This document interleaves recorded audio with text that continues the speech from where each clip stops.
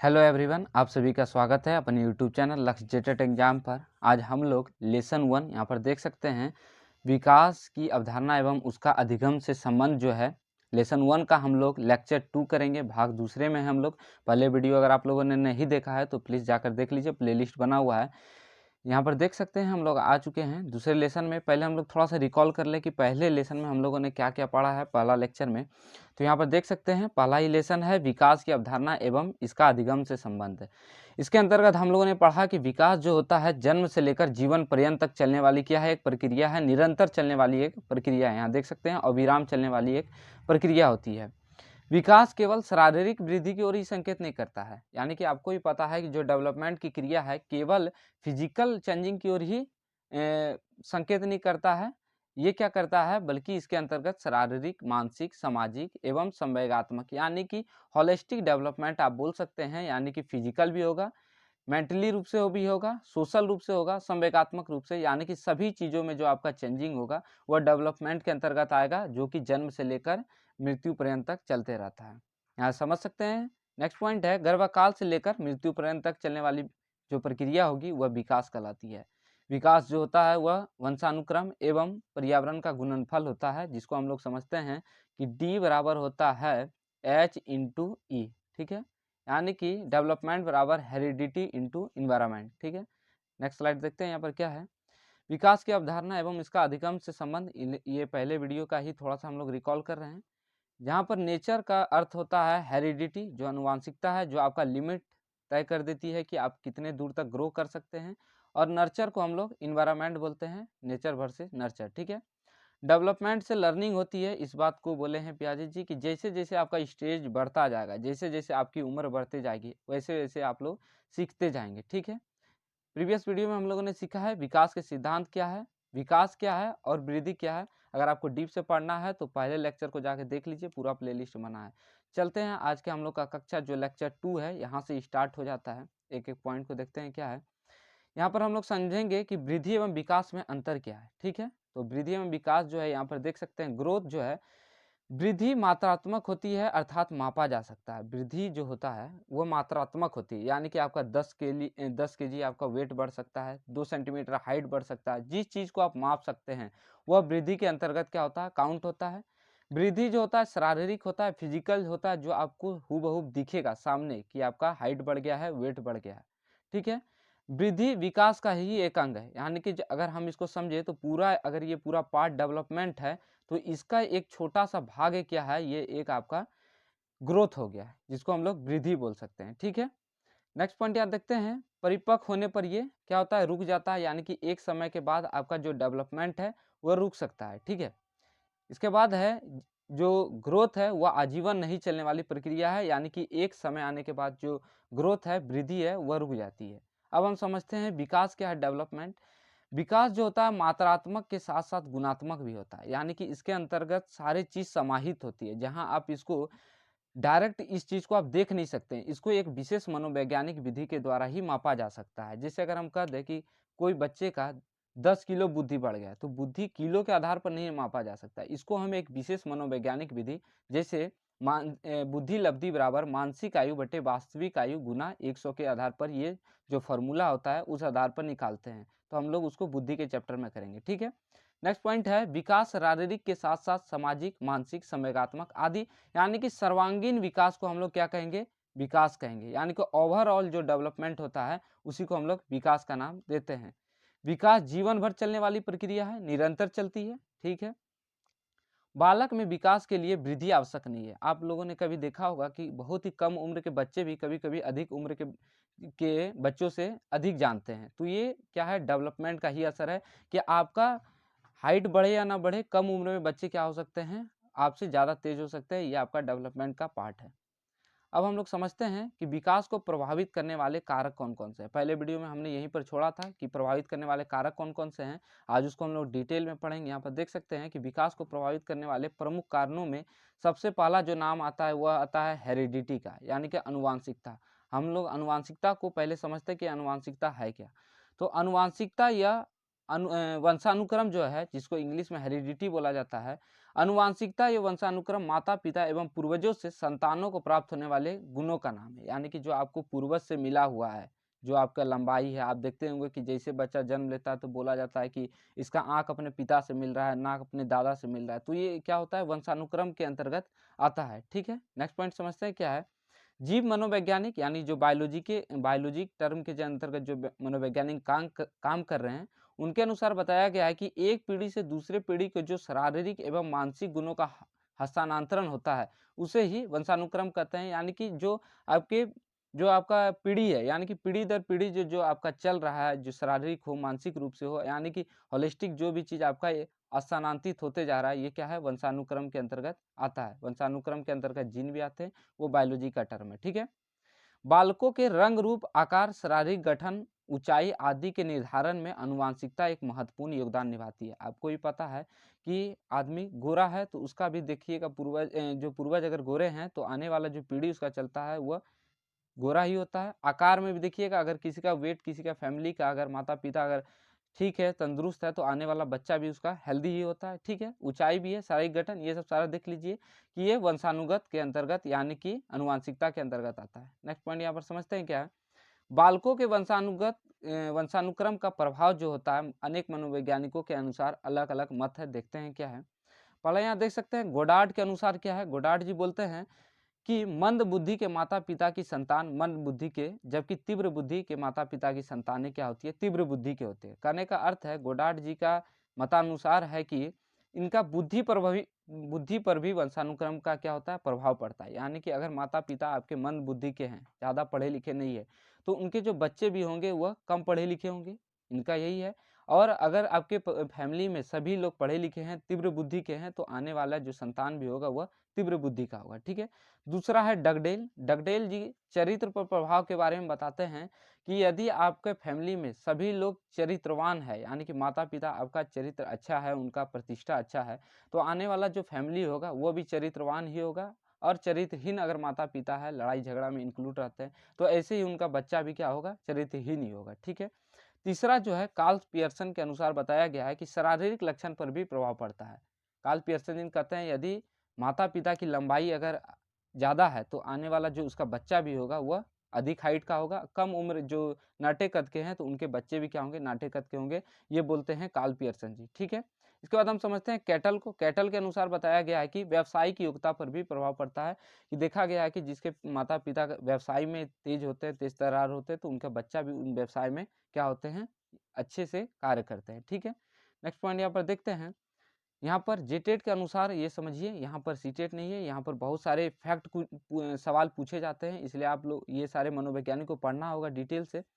विंशिप के अनुसार क्या बताया गया है कि गुणवान एवं प्रतिष्ठित माता पिता की संतान में क्या होती है, उनके बच्चे भी प्रतिष्ठवान और आपके क्या होते हैं, गुणवान ही होते हैं।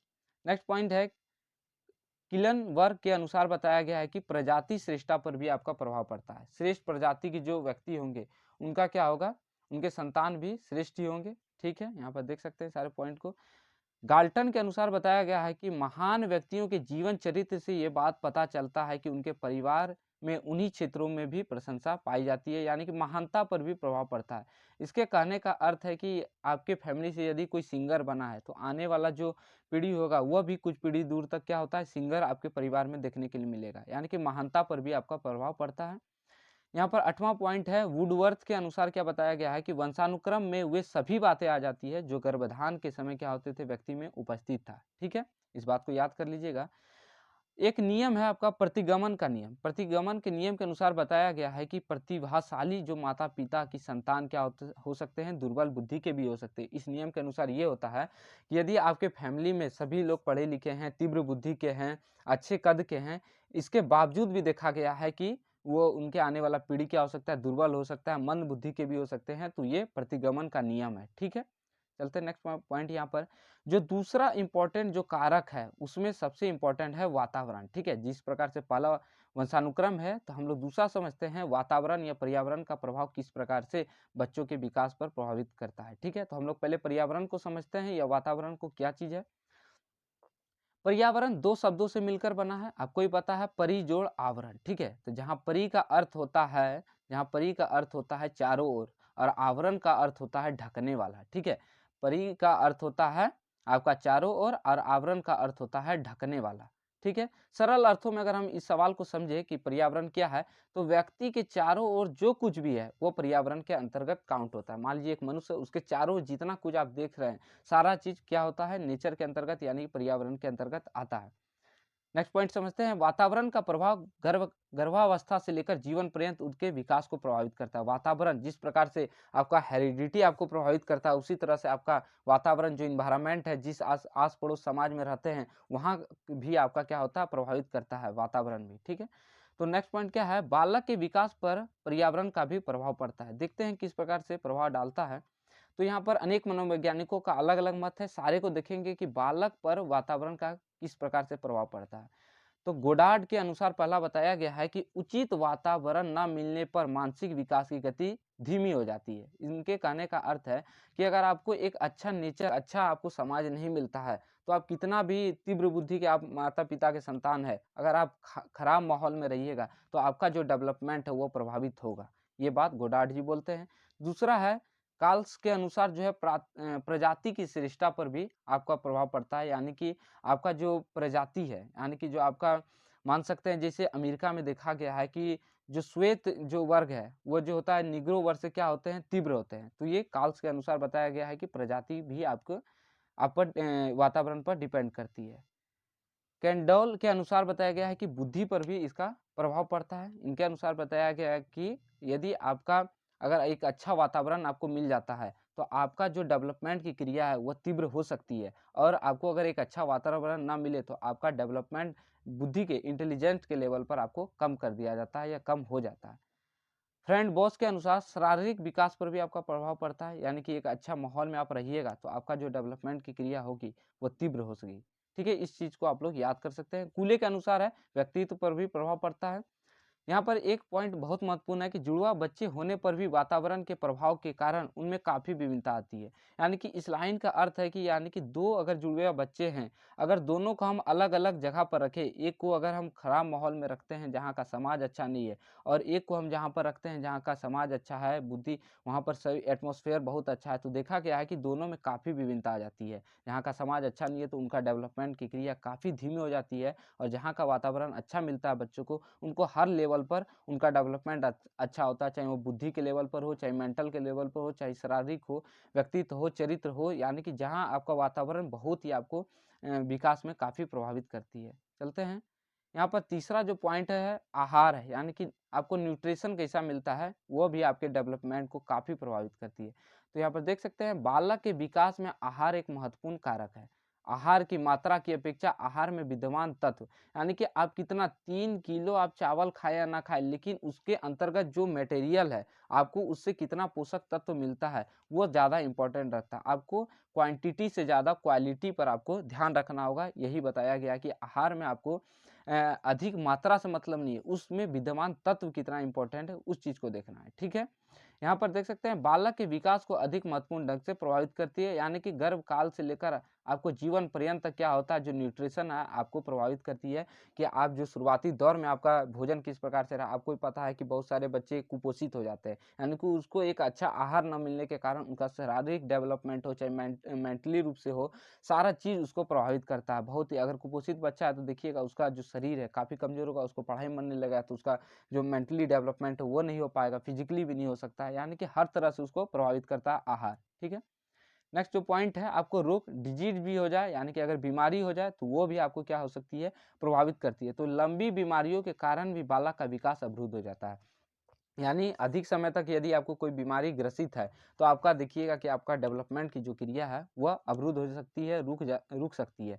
यदि बाल्यावस्था में यदि कोई बच्चा अधिक दिनों तक बीमार रहता है तो उसका शारीरिक एवं मानसिक विकास अवरुद्ध हो जाता है।